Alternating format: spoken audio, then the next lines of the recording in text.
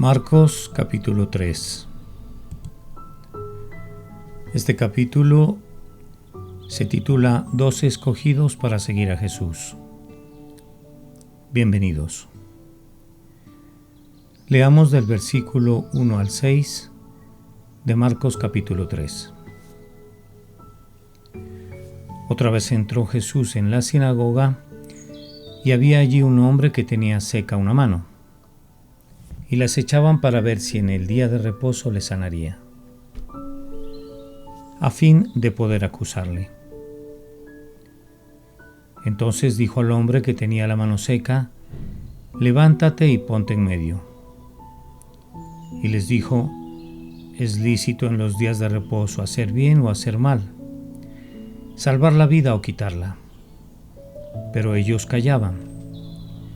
Entonces, mirándolos alrededor con enojo, entristecido por la dureza de sus corazones, dijo al hombre: extiende tu mano. Y él la extendió y la mano le fue restaurada sana. Y salidos los fariseos, tomaron consejo con los herodianos contra él para destruirle. Pues bien, la mano del hombre estaba seca, como vemos en este pasaje, pero la misericordia de Dios había prevenido que él aún pudiera utilizar sus pies. De modo que este hombre utiliza estos pies para ir a la adoración pública de Dios. Y así, Jesús se encuentra con él y allí mismo le sana. Los críticos de Jesús esperaban en este momento que él sanara a este hombre con la mano seca. Es más, estos líderes religiosos claramente admitían que Jesús tenía el poder de Dios para obrar milagros, y sabiendo esto le acechaban a fin de poder acusarle. Los mencionados líderes religiosos acechaban a Jesús, pero no con un corazón de amor hacia él, pues ellos sabían acerca de Jesús, pero en el fondo no le conocían. Estos también sabían que Jesús haría algo cuando él viera a este hombre en necesidad, y en este sentido, estos críticos tenían más fe que muchos de nosotros, porque en algunas ocasiones dudamos que Jesús quiera satisfacer las necesidades de otros y también las de nosotros. También dice: ¿es lícito en los días de reposo hacer bien o hacer mal, salvar la vida o quitarla? En su pregunta para los líderes religiosos, Jesús enfatizó sobre el día de reposo, pues lógicamente nunca habrá un día equivocado para hacer algo verdaderamente bueno.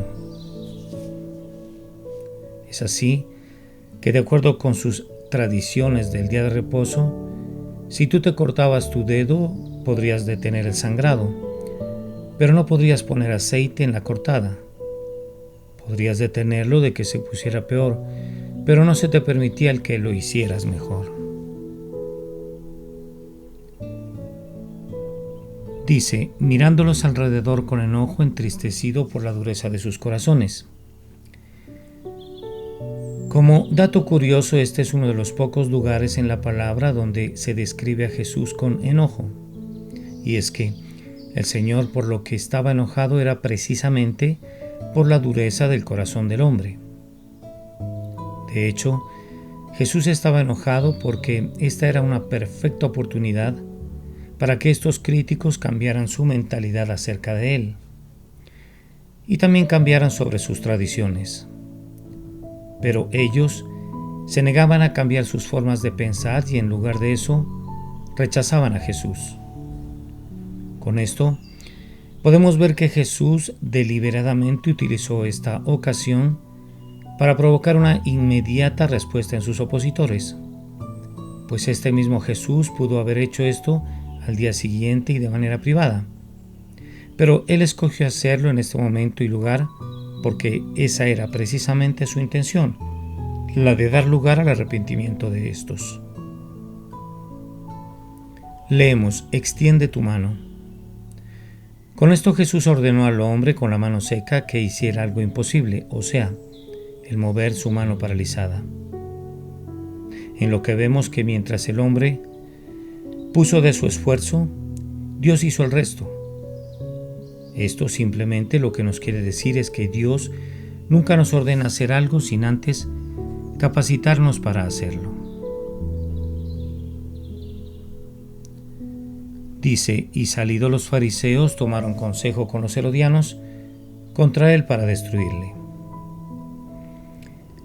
Jesús, como vemos, no hizo nada más que un maravilloso milagro, pero en respuesta a esto, dos grupos de antiguos enemigos, y con esto me refiero a los fariseos y los herodianos, se pusieron de acuerdo en una causa, la cual era el destruir a Jesús. Ahora, sería bueno que entendamos que los herodianos no eran un grupo religioso, sino que eran un grupo de judíos que simpatizaban con el rey Herodes y que apoyaban su gobierno.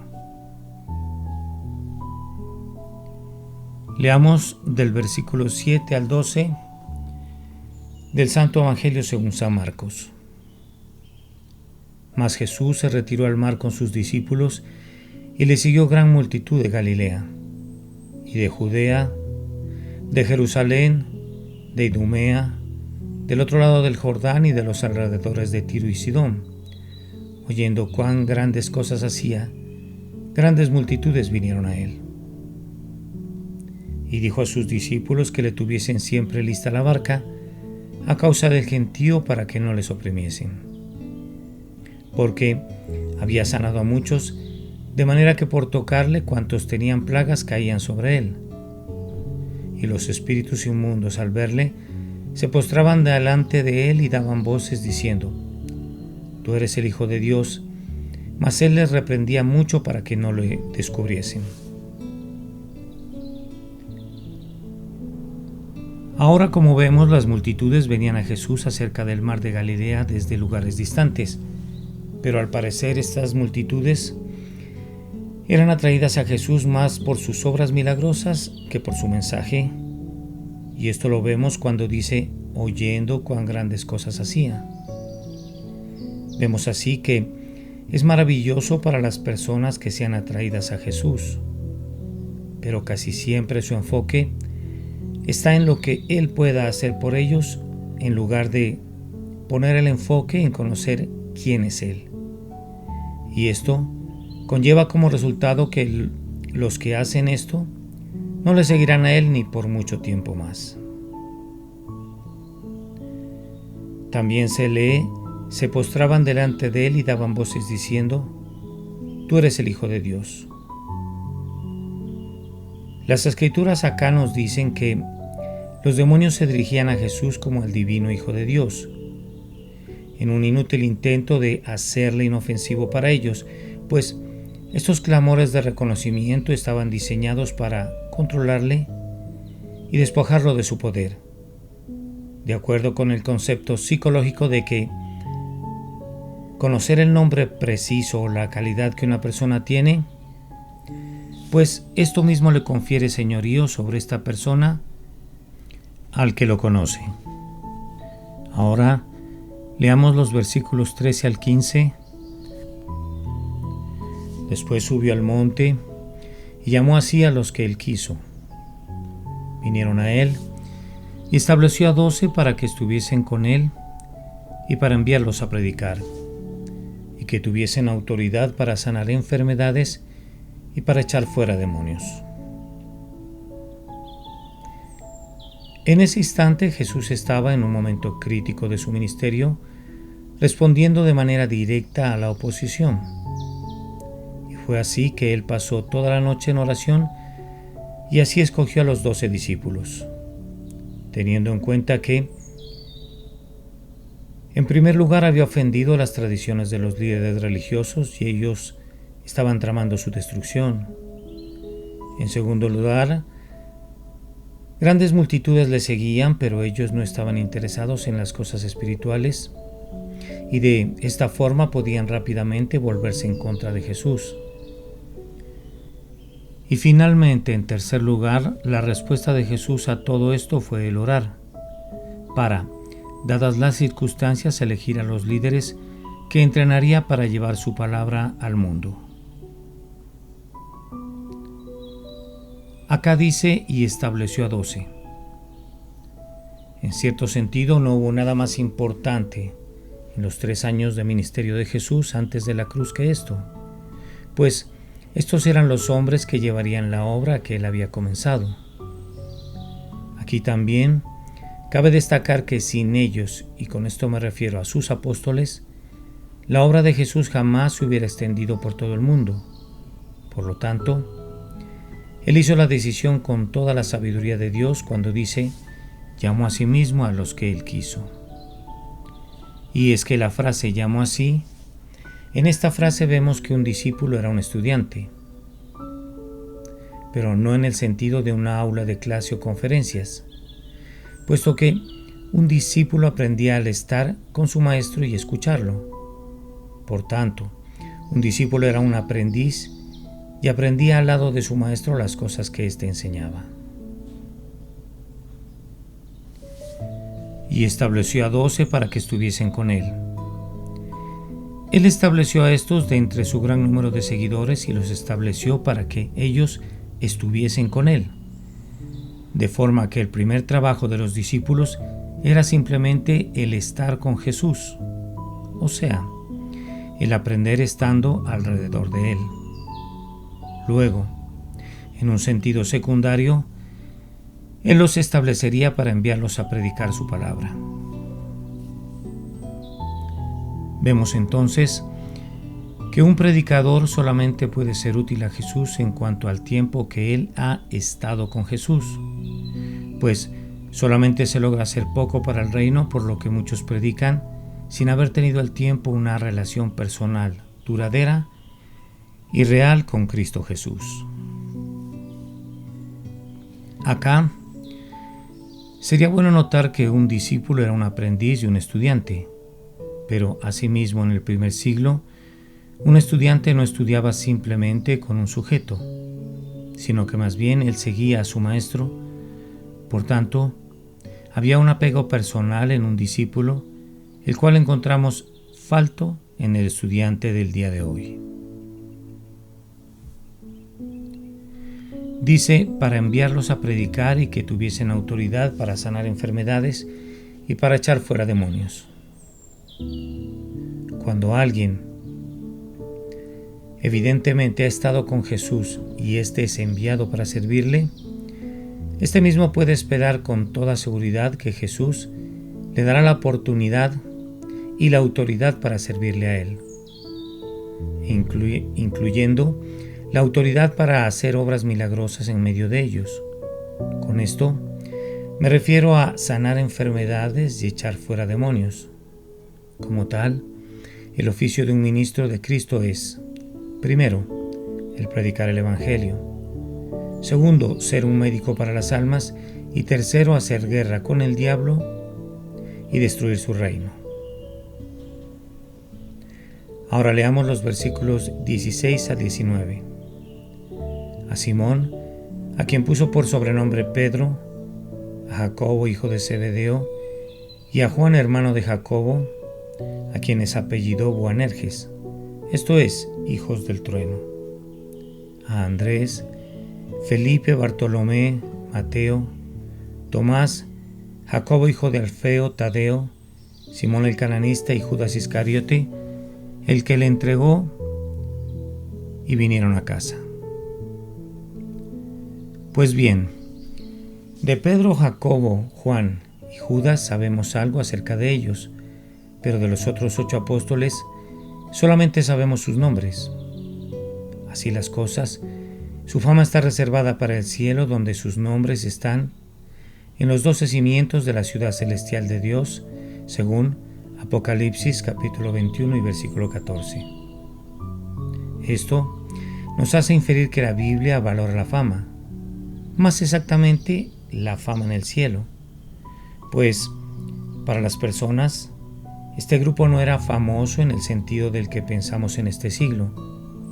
Así, amados hermanos, debemos aprender a valorar y respetar y estimar la fama del cielo y no la fama moderna terrenal actual. También Es de destacar que hay muchas conexiones interesantes en este grupo, pues hay hermanos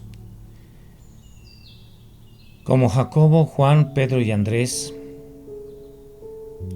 y encontramos también socios de negocios como Pedro, Jacobo y Juan, simpatizantes y oponentes políticos como Mateo, el recaudador que colaboraba con Roma, y Simón el cananista que odiaba a los romanos, y finalmente encontramos a uno que traicionaría a Jesús, Judas el Iscariote.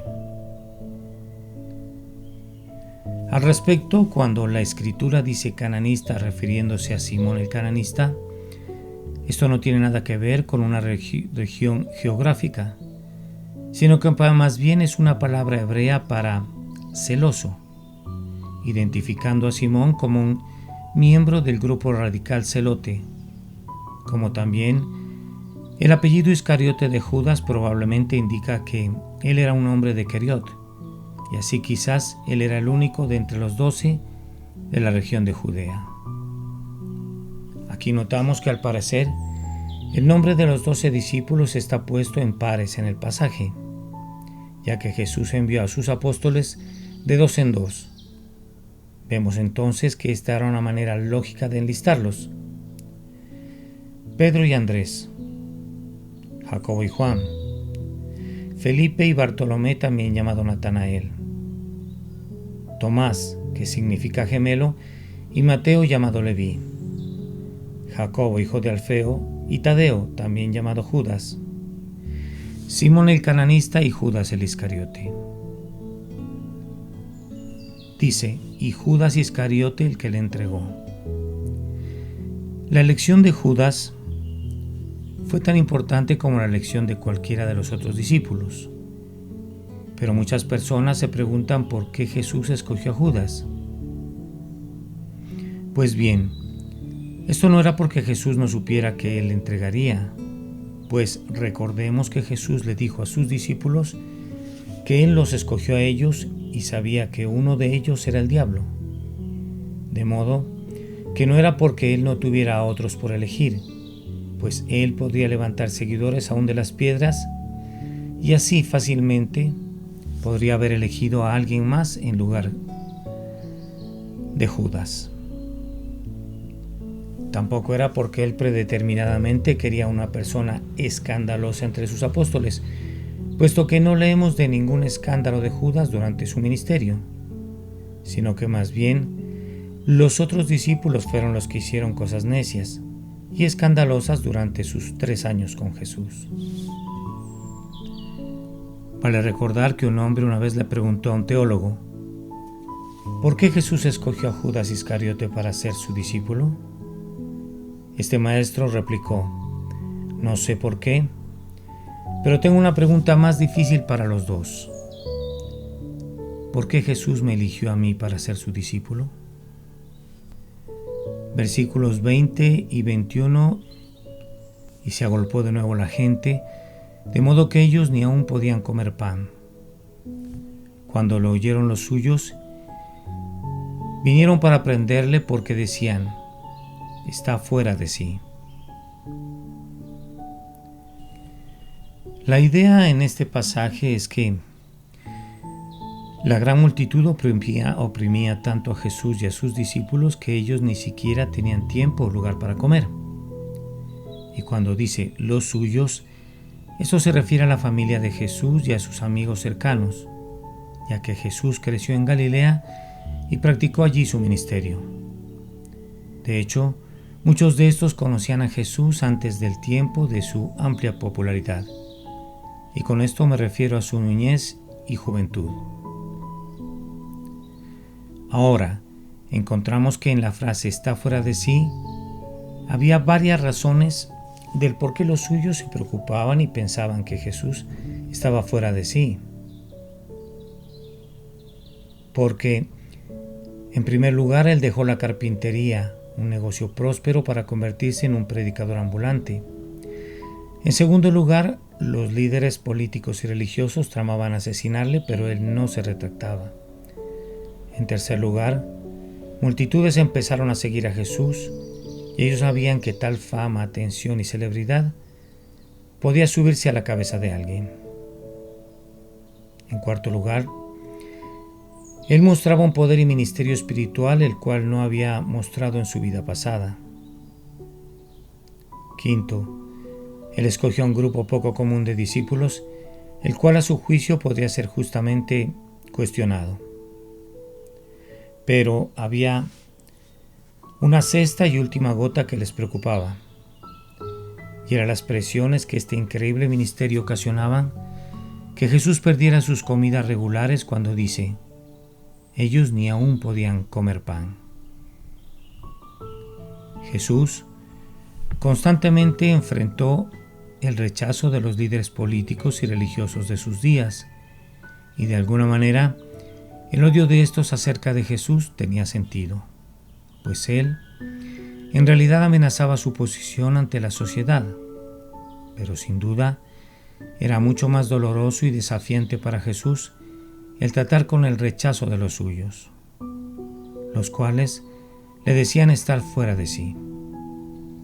Así, amados hermanos, comprendemos que no es fácil el ser profundamente malinterpretado mientras se intenta caminar con Dios, pues el mismo Señor dijo que los enemigos del hombre serán los de su misma casa. En este pasaje, él también pudo haber hablado de una experiencia amarga con los suyos, pues los hermanos de Jesús no creían en él sino hasta después de su resurrección, y durante su ministerio terrenal le sobreestimulaban a probarse a sí mismo. Versículo 22. Pero los escribas que habían venido de Jerusalén decían que tenía a Belcebú y que por el príncipe de los demonios echaba fuera a los demonios.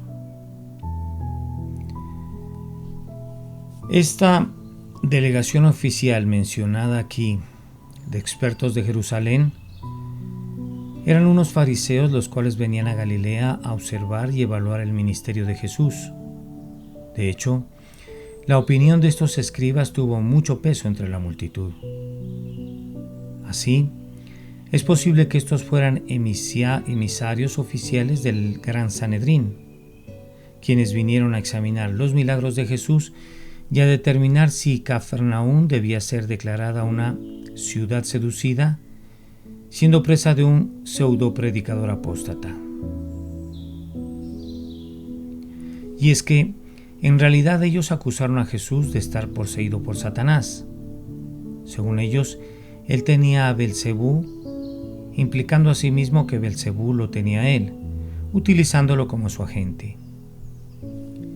La expresión señala a algo más que una alianza por medio de la posesión, y eso de verdad se convierte en una gran afrenta para el Hijo de Dios. Así las cosas, ellos no dirían que Jesús estaba poseído por cualquier demonio, sino por el mismo Satanás. Este, irónicamente, era un, entre comillas, elogio involuntario al poder excepcional y a la grandeza de Jesús por parte de los escribas.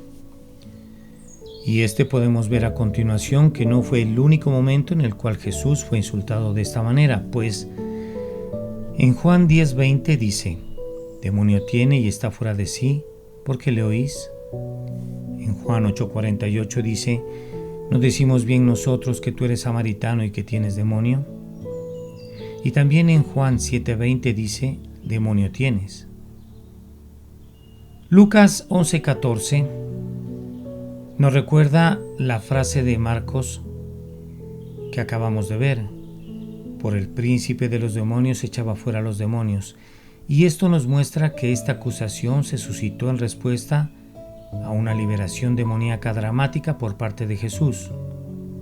Aquí, los líderes religiosos atribuyeron claramente la obra de Jesús a Satanás cuando dijeron: por Belcebú. Como podemos ver, su propio pueblo no entendía a Jesús. Asimismo, los escribas que habían venido de Jerusalén, viciosa y cínicamente atacaron a Jesús debido a la posición oficial de estos. De hecho, Ese era el primer paso en el plan de destruir a Jesús, pues antes de que ellos pudieran destruirle, primero debían de desacreditar a Jesús delante de la multitud. Y respecto a la palabra Beelzebú, este nombre se refiere claramente a Satanás, pero es un nombre difícil de analizar, pues el término suena similar a la palabra hebrea para el señor de las moscas, y se apoya en que este ídolo era el mismo con Beelzebú, o sea, el dios mosca, adorado en Ecrón, dios a quien cambiaron su nombre los judíos a Baal-Zebul, el dios del estiércol, un título de hecho de mayor desprecio que los otros. Versículos 23 al 27, y habiéndolos llamado les decían parábolas: ¿cómo puede Satanás echar fuera a Satanás? Si un reino está dividido contra sí mismo, tal reino no puede permanecer. Y si una casa está dividida contra sí misma, tal casa no puede permanecer. Y si Satanás se levanta contra sí mismo y se divide, no puede permanecer, sino que ha llegado su fin. Ninguno puede entrar en la casa de un hombre fuerte y saquear sus bienes si antes no le ata, y entonces podrá saquear su casa. Aquí Jesús mostró que si él fuera un agente de Satanás y que estuviera trabajando en contra de Satanás, entonces muy seguramente el reino de Satanás estaba en una guerra civil y que asimismo no podría permanecer. Y es que Jesús dijo precisamente esto para mostrar que Satanás no podía obrar en contra de sí mismo. Ahora, cuando dice ninguno puede entrar en la casa de un hombre fuerte y saquear sus bienes, pues con esto Jesús contestó la acusación que le hacían de que él estaba trabajando en equipo con el diablo. Pues él dijo: yo no estoy bajo Satanás. En lugar de eso, yo estoy probando que yo soy más fuerte que el mismo Satanás. Como podemos ver claramente en esta parábola, Satanás es el hombre fuerte quien cuida lo que le pertenece. Así las cosas, el ministerio de Jesús estaba derrotando a este hombre fuerte. En el caso en particular de echar fuera al demonio, del hombre que era mudo y en un sentido más amplio de nuestras propias vidas. Dice: entonces podrá saquear su casa. Jesús miró cada vida librada del dominio de Satanás y dijo: estoy saqueando el reino de Satanás de una vida a la vez. Es por eso que no hay nada en nuestra vida, hermanos, que deba estar bajo el dominio de Satanás, pues aquel que ata al hombre fuerte y que podrá saquear su casa es nuestro propio Señor Jesús resucitado. Ahora leamos los versículos del 28 al 30. De cierto, os digo que todos los pecados serán perdonados a los hijos de los hombres y las blasfemias cualesquiera que sean. Pero cualquiera que blasfeme contra el Espíritu Santo no tiene jamás perdón, sino que es reo de juicio eterno, porque ellos habían dicho: tiene espíritu inmundo. Lo que vemos en los versículos 28 al 30 de Marcos 4 es que esta blasfemia en contra del Espíritu Santo es en realidad muy seria, pues la persona culpable de este pecado es reo de juicio eterno. De hecho, en los otros evangelios, como en Lucas 12:10, este pecado es descrito como imperdonable. Estos líderes religiosos estaban en gran peligro de blasfemar contra el Espíritu Santo porque ellos habían mirado la maravillosa obra de Dios en Jesús y oficialmente pronunciaron que era el mal de Satanás el que obraba en él. Esto, por supuesto, señalaba un rechazo establecido en sus corazones en contra de Jesús y una evidencia clara en contra del Espíritu Santo.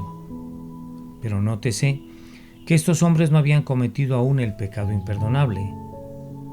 De otra manera, Jesús nunca se los hubiera advertido. Dice la palabra: cualquiera que blasfeme contra el Espíritu Santo no tiene jamás perdón. Muchas personas se preguntan cuál es la blasfemia en contra del Espíritu Santo y algunos se preguntan si ellos han cometido este pecado. En este pasaje de Marcos, la advertencia de Jesús nos hace reconocer el terrible peligro que es la blasfemia del Espíritu Santo y nuestra gran necesidad de evitar este pecado a toda costa. Al mismo tiempo, hermanos, debemos cuidar nuestro corazón en contra de las acusaciones injustificadas de este pecado. Así las cosas, entendemos cuál es la blasfemia del Espíritu Santo al entender primeramente de qué se trata el ministerio del Espíritu Santo, el cual lo reveló Jesús al decir: y cuando Él venga, convencerá al mundo de pecado, de justicia y de juicio, y que Él dará testimonio acerca de mí. Por lo tanto, cuando persistentemente rechazamos la obra que el Espíritu Santo quiere hacer en nosotros, y cuando tenemos un rechazo continuo establecido de lo que Él quiere decirnos acerca de Jesús, entonces ciertamente estamos blasfemando en contra del Espíritu Santo. También entendamos, amados escuchas, que la blasfemia del Espíritu Santo nunca será perdonada, no porque sea un pecado, entre comillas, muy grande para que Dios lo pueda perdonar, sino porque es una actitud del corazón a la cual no le importa nada el perdón de Dios y asimismo nunca tendrá perdón porque nunca querrá el perdón de este pecado a la manera de Dios.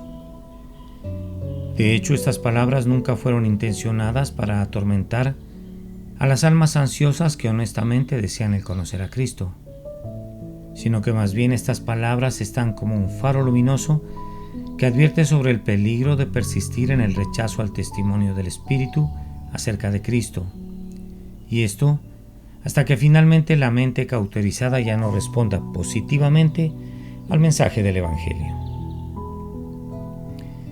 Finalmente, leamos los versículos 31 al 35. Vienen después sus hermanos y su madre, y quedándose afuera enviaron a llamarle. Y la gente que estaba sentada alrededor de él le dijo: tu madre y tus hermanos están afuera y te buscan. Él le respondió diciendo: ¿quién es mi madre y mis hermanos? Y mirando a los que estaban sentados alrededor de él, dijo: he aquí mi madre y mis hermanos, porque todo aquel que hace la voluntad de Dios, ese es mi hermano, y mi hermana y mi madre. Quizás estos parientes de Jesús enviaron a llamarle para llevar a cabo el plan descrito en Marcos 3:21, o sea, para prenderle, pensando que Jesús estaba fuera de sí, y también podríamos haber esperado que la familia de Jesús tendría privilegios especiales delante de él. Pero no era así. Aún y con todo esto, los hermanos de Jesús nunca parecieron apoyar su ministerio hasta después de su muerte y resurrección. Acerca de la palabra hermanos, lo que nos dice este término es que Jesús abiertamente tenía hermanos. Ahora, la idea católico-romana de la virginidad perpetua de María está en contradicción al evidente significado de la Biblia. De hecho, muchos manuscritos confiables añaden "y sus hermanas" a la frase "tu madre y tus hermanos", pues estos incluían a hermanas de entre aquellos que estaban presentes. Para finalizar, este capítulo dice: aquel que hace la voluntad de Dios, ese es mi hermano y mi hermana y mi madre. Marcos capítulo 3 termina con un gran contraste, cual es el que evidentemente hay líderes religiosos en peligro de condenación, y al mismo tiempo se hace una invitación a estos mismos líderes religiosos a formar parte de la familia de Jesús. Amén. Oremos. Buen Dios y amado Padre, Señor Jesús y amado Hijo, queremos en esta mañana pedirte que nuestros corazones queden inundados de tu palabra con la interpretación de Marcos capítulo 3. Es bueno estar cerca de ti. Es bueno recibir de tus maravillas, de tus milagros y prodigios a través de tu palabra. Y es por eso que te agradecemos infinitamente, Señor, que nos traigas esta comida y esta bebida a nuestra mesa. También pedimos perdón, Señor, por haber hecho caso omiso de tu palabra cuando lo necesitábamos. Estas tus palabras nunca fueron intencionadas para atormentarnos a nosotros que honestamente deseábamos conocer a Cristo, sino que estas palabras que siempre quisiste que llegaran a nuestras mentes están como un faro luminoso que advierten sobre el peligro de resistir a tu misma palabra.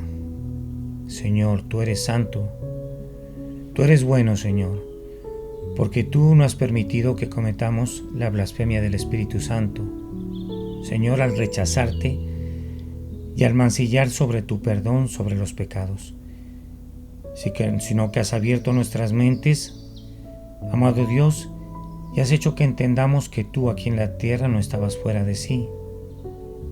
Eres bueno, Padre, eres santo, amado y divino Hijo de Dios. Tú eres la verdadera palabra, tú eres la vid verdadera, y es esa vid la que nos llevará a la fiesta de los tabernáculos, a las bodas del Cordero, Señor, y a estar sentados a la derecha del Padre junto contigo. Te amamos, Jesús, porque tu sangre nos ha perdonado y tu cruz nos ha redimido y tu palabra nos ha regenerado. Eres santo por los siglos de los siglos, y todos los ángeles y los santos y los ancianos decían continuamente: Santo, santo, santo. El Cordero de Dios, ¿quién como Jehová de los ejércitos? El Dios de los cielos, del mar y de la tierra. Amado Dios, esto es nuestra confesión de amor delante de ti. Declaramos nuestro amor hacia ti porque tú nos has amado primero y nos has escogido para bendecirnos con tu santo mensaje. ¿Cuánto te debemos a ti, Señor? Lo que somos ahora, lo que fuimos antes y lo que seremos después, está en tus manos porque tú has perdonado los pecados anteriores, presentes y futuros, después de que has derramado tu sangre, Señor, sobre nuestras cabezas y sobre nuestro cuerpo y nos has limpiado de toda falta y de toda iniquidad. Ahora, Señor, sabemos hacer el bien y solo por tu infinita misericordia. Nosotros hacemos lo que tú ordenas y tú haces todo el resto de la palabra. Es tan fácil, Señor, ahora, pero era tan difícil antes porque habíamos volteado de ti nuestro rostro, Señor, y no te dábamos la importancia que debíamos. Ahora que mis amados hermanos que escuchan esta interpretación y todos los que siguen tus pisadas en el mundo, te hemos encontrado, ya no te vemos por vidrio ahumado, Señor, sino que te miramos cara a cara y sabemos cómo fuimos conocidos. Porque nosotros debemos nuestra salvación, nuestra justificación, nuestra redención, nuestra regeneración y nuestra clarificación solo a ti, Señor. Nosotros no hemos puesto nada que no sea nuestro pecado y tú has puesto el resto, Señor. El arrepentimiento y la fe que se necesitan para entrar a tu reino. Tú sabes, Señor, que te amamos. Tú sabes que estábamos escritos, amado Dios, para ser tus discípulos y comisioneros de tu reino aquí en la tierra. Amén y amén.